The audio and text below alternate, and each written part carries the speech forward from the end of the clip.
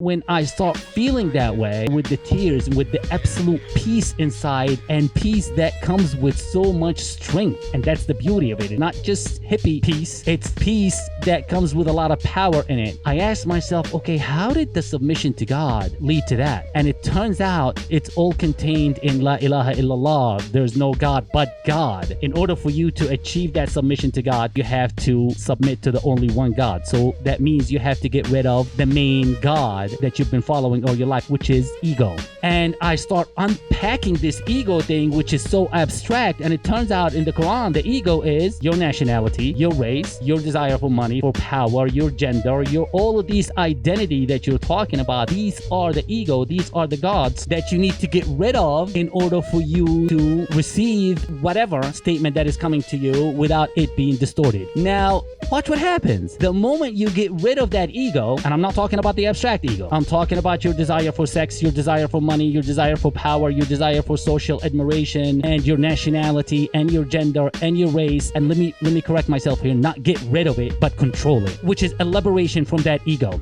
Correct? Absolutely. And that move leads to liberation. Liberation from yourself leads to liberation from the other. The people, the other, of course. The general mass of people out there that are seeking to do what? If I care about your admiration or approval of me, I have to play the game by your rules.